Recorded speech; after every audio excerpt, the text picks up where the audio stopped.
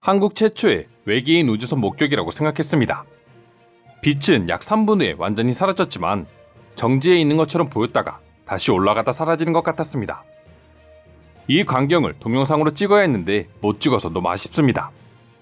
작년 12월 30일 저녁 6시경 한국 밤하늘에 미야기 물체와 더불어 화려한 색상의 연기가 하늘을 뒤덮었고 한국인들은 공포에 떨어야만 했습니다.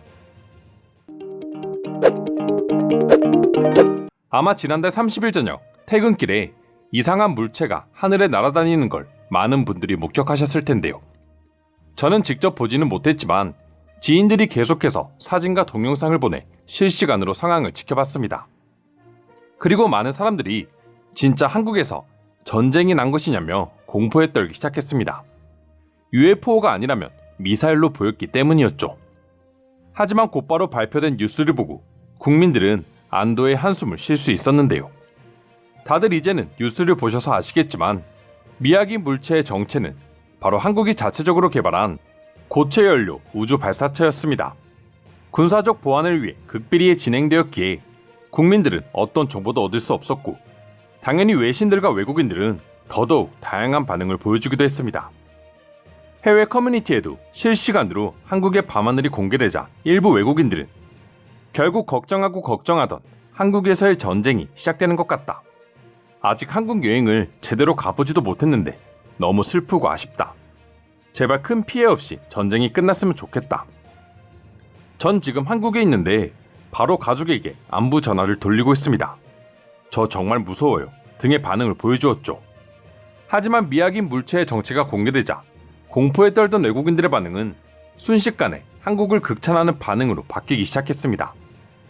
폴란드와 더불어 세계 여러 나라들이 한국산 무기를 사기 위해 줄을 서고 있는 요즘 또다시 한국이 믿을 수 없는 미사일 기술을 보여주며 한국인들의 능력을 제대로 보여줬기 때문이죠. 도대체 고체연료 우주 발사체가 얼마나 대단한 거기에 외국인들과 더불어 각국의 외신들까지 이토록 격정적인 반응을 보여주고 있는 것일까요? 미사일 및 우주선 등을 발사하기 위해서는 제일 기본적으로 연료가 필요합니다. 나로호나 누리호 발사 장면을 보면 알 수 있듯이 카운트다운은 엄청난 연기와 불길을 내뿜으며 발사되는 모습에서 연료가 쓰인다고 할 수 있죠. 하지만 나로호와 누리호의 경우 전형적인 액체 연료 발사체였습니다. 말 그대로 액체로 된 연료를 주입하는 방식이었죠. 액체 연료의 경우 밸브를 잠그는 것만으로도 작동을 멈출 수 있고 재점화가 가능하다는 장점이 있습니다. 또한 추력 제어가 쉽고 연소 연료 대비 추력도 상대적으로 높다는 장점도 있죠. 때문에 지금까지는 전형적인 발사체 연료로 쓰여왔습니다. 그러나 치명적인 단점을 가지고 있었는데요. 일단 터보펌프나 가스 발생기 등 추가 요소가 복합적으로 필요하고 전체적인 구조가 매우 얽히고 얽혀 있습니다. 때문에 조금만 정밀함이 떨어지면 발사에 실패할 수밖에 없죠. 하지만 제일 큰 단점이 있었는데요. 그건 바로 사전에 연료를 담아둘 수 없다는 점입니다. 한국 정부의 발표처럼 이번 발사는 정찰위성 개발을 위한 시험 발사라고 전해지고 있지만 사실은 미사일을 탑재할 수 있는 무기로 엄청난 위력을 발휘할 수 있는 발사체를 가지게 됐다는 점이 더 큰 이득이라고 할 수 있습니다. 만약 한국의 고체연료 우주 발사체 기술이 성공적으로 개발된다면 북한을 넘어 중국까지 한 번에 닿는 탄도 미사일을 보유하게 되는 것이기 때문이죠. 즉 우주 발사체는 곧 그 나라의 군사력을 몇 단계는 높여줄 수 있는 하나의 무기가 추가된다는 걸 뜻합니다. 이처럼 무기로 쓰이게 되면 액체 연료는 치명적인 단점을 가지게 됩니다. 사전에 연료를 채울 수 없다는 것이죠.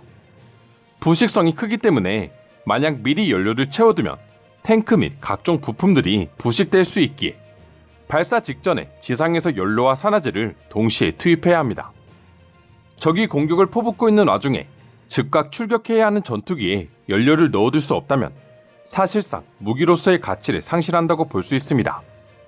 특히 미사일의 경우 적의 인공위성에 노출되지 않는 게 가장 중요한데 액체 연료를 넣는다고 시간을 소비하고 있으면 당연히 적에게 노출될 시간이 늘어나게 되니 무기로서는 치명적인 단점이 되는 것이죠.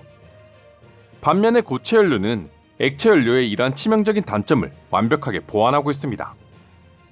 미리 연료를 연소실 안쪽에 채워둘 수 있기 때문에 즉시 발사가 가능하죠.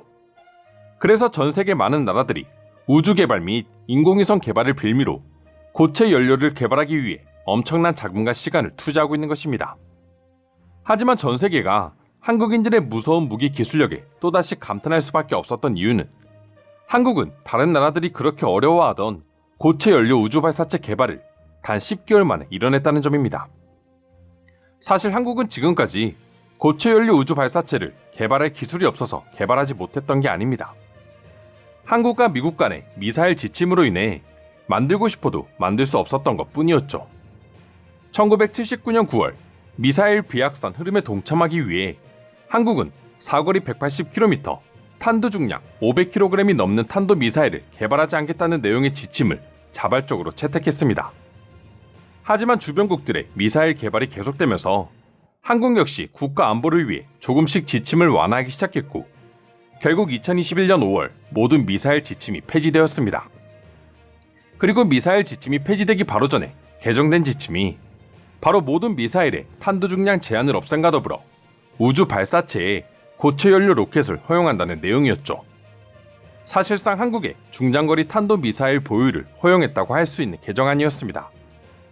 그러자 한국은 마치 기다렸다는 듯이 단 10개월 만인 2022년 3월 30일 바로 첫 시험 발사에 성공했죠. 그리고 4달 뒤인 7월에는 고체 연료 추진 기간 연소 시험까지 성공하면서 사실상 절반 이상의 성공을 거두었습니다. 당시에도 무기 및 미사일에 관심이 많은 해외 네티즌들은 믿을 수 없다는 반응을 보여주었죠. 하지만 단 5개월 만에 이번에는 시험 비행까지 성공해버리니 한국인들의 기술력을 극찬할 수밖에 없었던 것입니다. 한국의 경우 우주 관련 기술에 있어서는 약체로 알려져 있었는데 이제는 그마저도 틀린 말이 되어버린 것이죠. 그리고 이번 고체 연료 우주 발사체 시험 발사 성공으로 인해 현재 전 세계에서 가장 위험한 나라들 중 하나로 뽑히고 있는 중국과 북한을 한국이 완전히 견제할 수 있게 되어 기쁘다는 반응을 보여주는 외국인들도 많았습니다. 실제로 한 외국인은 표면적으로는 위성 발사체 개발이지만 다들 아는 것처럼 한국은 이제 중국과 북한을 한 방에 타격할 수 있는 중장거리 탄도 미사일을 가지게 됐다. 당연히 중국과 북한은 위축될 수밖에 없고 이는 세계 안보에도 큰 영향을 미칠 것이다 라고 분석하기도 했습니다. 그만큼 1000에서 3000km 수준의 중중거리 탄도미사일은 엄청난 활용성을 가지고 있는데요. 기존에 한국이 가지고 있는 미사일의 사정거리는 그 범위가 북한을 포함한 한반도 이내에 그쳤습니다. 하지만 이번 고체연료 발사체 개발 성공으로 인해 대한민국의 잠재적 적성국인 중국의 동부해안 인구 밀집 지역뿐만 아니라 중구 내륙 지방까지도 무력 투사가 가능해졌습니다. 또한 일본 해상 자위대 초계기 저공 위협 비행 사건이나 독도 문제 등에서 보여지듯 유사시 무력 충돌 가능성이 있는 일본의 영토 전역을 타격할 수 있게 된 것이죠. 해외에서는 이번 우주 발사체 시험 비행을 그동안 지속적으로 보여주고 있는 북한의 도발에 대응하기 위해 보란듯이 쏘아 올린 것이라는 분석도 있었는데요. 또한 반대로 북한 역시 한국의 고체연료 개발이 성공에 임박했다는 것을 알고 지속적으로 도발을 한 것이라는 의견도 있었습니다. 미국 랜드 연구소 군사 전문가인 브루스 벤의 선임 연구원은 한국의 고체연료 추진 우주비행체 발사 성공은 북한과 경쟁하는 측면이 있다고 밝혔습니다. 실제로 얼마 전 김정은 북한 총비서는 서해 위성 발사장에서 대출력 고체연료 엔진 지상분출 실험에 참석했고 북한의 관영 매체들은 이를 대서특필했었죠. 그런 와중에 이번에 한국에서 고체연료 추진 우주비행체 발사를 성공적으로 끝내버리자 북한은 또다시 긴장할 수밖에 없었던 것이죠. 베넷 연구원 역시 김정은 총비서는 고체연료 지상분출 실험을 보여주며 북한 주민들에게 한국보다 기술적으로 우위에 있다고 말하고 싶었을 겁니다. 하지만 한국의 이번 시험 성공은 북한이 전혀 한국보다 앞서지 않는다는 것을 보여준 것이라 밝히기도 했습니다. 사실 그동안 해외에서는 고체연료 기반 추진체에 대한 한국과 북한 간 기술 격차에 대한 토론이 끊이질 않았습니다. 다만 북한은 국가적 특성상 개발 단계의 세부적인 정보를 파악하는 데 매우 제한적이며 한국 당국 역시 이번 고체연료 발사체 개발 과정을 비공개로 진행해 단순 비교가 쉽지 않다는 것이 정론이었는데요. 그러나 한국은 최근 성공으로 고체 추진 우주 발사체의 기술 격차를 확인할 척도로 평가되는 단계별 분리 능력을 보란듯이 입증해냈지만 북한은 말과는 달리 여전히 뚜렷한 결과물을 내지 못했다는 점에서 많은 전문가들이 한국이 기술적 우위를 가지고 있다는 것을 암묵적으로 동의하게 됐습니다. 이번에 발생한 북한 무인기 논란에 있어서도 고체 연료 발사 성공은 꽤나 중요하게 작용합니다. 단순히 무기로서의 능력이 강화되는 것을 넘어 정찰과 감시 체계를 더욱 확충할 수 있게 되었기 때문인데요. 국제원자력기구에서 사무차장을 지낸 하이노넨 연구원은 한국이 이날 고체연료 추진 우주발사체 시험에 성공했다고 밝힌 것은 북한 감시에 있어 중요한 의미가 있다고 평가했습니다. 더불어 이런 고체연료 기반 추진체를 대량으로 생산할 수 있다면 다수의 소형위성 또는 초소형 위성을 지구 저궤도에 올려 엄청난 감시망 인프라를 구축할 수 있게 되었다 밝혔는데요. 하이노넨은 한국이 신뢰할 수 있는 억제력의 중요한 부분으로 적의 행동에 대한 조기 경보를 제공하는 군사 관련 정찰 위성을 보유할 수 있는 독자적인 능력을 개발하는 것은 타당하다고 언급하기도 했습니다. 실제로 이번 시험 발사는 북한뿐만 아니라 일본을 비롯해 중국 그리고 러시아에서까지 불빛이 보였다고 하는데요. 이는 주변 강대국들에게 한국이 보여주는 자신감의 표현이라고 외신들은 분석하고 있습니다. 한국인 독자적인 정찰 체계를 갖춘다면 주변국들의 무력 도발에 대해 즉각적으로 대응할 수 있다는 것을 의미하기 때문이죠. 그리고 해당 사실이 일본 언론을 통해 보도되자 일본인들은 고체 연료 로켓은 사실상 미사일 기술이며 한국이 이 기술을 획득하면 일본에게 사실상의 위협이 됩니다. 장래 일본을 위협하는 재료에 사용할 수 있기 때문에 일본은 항상 주의할 필요가 있습니다. 일본이 30년간 침체하고 있는 사이에 한국의 기술력은 일본을 추월하는 단계까지 와 있다고 생각합니다. 최근 한국은 어른의 국가가 된 느낌이 듭니다.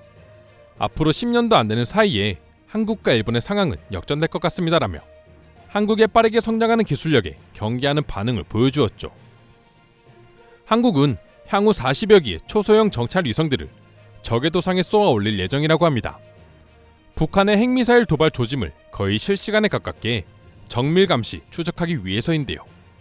또한 유사시 우리 위성들이 제대로 작동하지 못하거나 소실될 경우 즉시 이를 대체할 위성들을 발사해 우주 기반 대북 감시 체계의 빈틈을 없애겠다는 것이 군의 방침이었죠.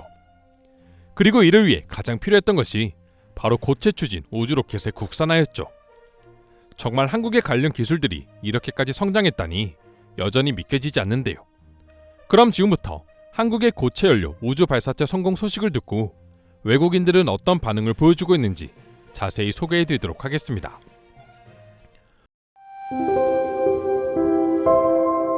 한국이 제대로 이를 갈았나 보네. 최근 북한의 도발이 심하긴 했다. 이번 건 북한에게 제대로 물을 먹였고 내가 다 통쾌하다. 다른 건 몰라도 기술력 싸움으로 넘어가면 북한은 한국에게 아무것도 못하죠. 상대조차 되지 않습니다. 확실한 건 이번 발사 시험이 모두가 로켓을 잘 볼 수 있는 밤에 이루어진 것은 북한에게 보이는 선전포고 같은 거야. 해볼 테면 해봐라 같은. 북한뿐만 아니라 주변 강대국들에게 보여주는 것이기도 합니다. 그나마 한국이 약했던 것이 우주 관련 산업인데 불과 몇 년도 되지 않아서 엄청난 성과를 보여주고 있죠. 이제 중국도 절대 한국을 쉽게 보지는 못할 겁니다. 이번 계기로 다들 한국을 더욱 경계하게 되겠죠. 특히나 꼴보기 싫은 북한과 중국이 찔끔했을 것이라는 생각이 저를 기쁘게 만들어줍니다. 한국이 북한과 중국에 대한 억제력을 더욱 강하게 가져갔다는 점이 마음에 든다. 한국은 세계 안보를 수호하는 뛰어난 선봉장의 역할을 제대로 해내고 있습니다. 그나저나 진짜 빠르긴 하다. 미국과의 미사일 지침이 해제된 지 얼마나 됐다고 저런 걸 뚝딱하고 만들어내는 거지. 이 정도면 미리 준비 다 해놓고 지침이 해제될 날을 기다렸다고 봐야 돼. 그렇지 않고서야 이런 속도는 말이 안 되지. 틀린 말이 아니긴 하네요. 사실 한국은 이전부터 기술력은 충분했죠. 아마 지금도 숨겨놓은 기술들이 굉장히 많을 거라 봅니다. 미국의 나사만큼이나 신비로운 게 한국 무기 기술력이다. 최근 방위산업의 성장도 그렇고 한국이 풀어놓지 않은 것들이 어마어마하게 많을 것 같다는 생각이 든다. 이로써 한국 방위산업은 또 다른 성장 발판을 마련했네요. 자주포에 이어 다음 히트 상품은 미사일이 되겠군요. 최근 한국이 보여주는 방위산업의 발전은 북한에게는 굉장히 불쾌했을 것이다. 때문에 계속해서 도발을 해대는 것인데 이번에 쏘아올린 발사체로 인해 북한은 할 말을 잃었을 것이다.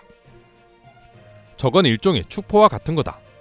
특히 북한에게 보여주는 경고이기도 하고 한국은 북한을 그냥 기술력으로 찍어 눌렀네. 한국의 무서운 점이 이런 거라니까. 기술력이 훌륭한 것은 둘째치고 미친 듯이 빠르게 만들어내잖아. 결국 이 같은 속도를 내는 이유도 제조 기반이 탄탄히 갖춰져 있기 때문입니다. 이런 건 그 누구도 쉽게 따라할 수 없죠. 한국이 그동안 쌓아올린 인프라와 경제 그리고 기술력이 있기에 가능한 것이라고 생각해요. 고체 연료의 쓰임새는 무궁무진하다. 모든 발사체에 적용시킬 수 있는데 이것 하나만으로도 한국이 발전할 수 있는 사업의 폭은 엄청나게 늘어날 거고 그만큼 한국의 위상과 군사력 역시 더더욱 성장하게 될 거야. 중국과 일본이 건드릴 수 없을 정도로.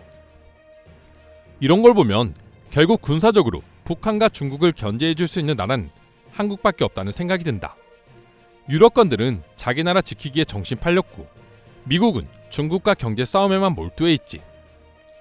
때문에 미국에서도 한국과 관련된 여러 규제들을 해제하는 것이겠죠. 사실상 대안은 한국뿐이니까요. 북한은 매일 성공했다고 보도는 하지만 딱히 보여주는 게 없는데 한국은 바로 증명해버리네. 아마 해당 발사체는 북한 전역에서 보였을 텐데 그쪽은 난리가 났을 거야. 북한의 무력 도발을 무력으로 대응하지 않고 기술력으로 대응하는 것이 굉장히 좋아 보여. 게다가 우주 발사체이긴 하지만 사실상 탄도미사일로 쓸 수 있기 때문에 북한의 입장에선 굉장히 공포스러웠을 것입니다. 한국이 강해지는 것은 정말 기쁜 일이야. 다른 나라처럼 침략할 걱정하지 않아도 되고 오히려 위험국들을 견제해줄 나라이기 때문이다. 적이 없기에 그만큼 많은 무기를 수출시킬 수 있는 것이기도 하죠. 미국과의 미사일 지침이 해제된 지 2년도 안 지나지 않았어. 다른 나라였으면 이제 연구를 막 시작했을 텐데 한국은 대체 뭐야? 왜 한국이 빨리빨리 민족인지 실감할 수 있는 소식이야. 괜히 속도의 나라겠어요. 한국은 인프라 자체가 빠름을 위해 구축되었다고 해도 과언이 아닙니다. 이상으로 한국의 고체연료 우주발사체 발사 성공 소식에 대한 해외 반응 살펴보았습니다. 오늘도 끝까지 영상 시청해주셔서 감사드리며 여러분들의 구독과 좋아요는 영상 제작에 큰 힘이 됩니다. 이상 종크TV였습니다.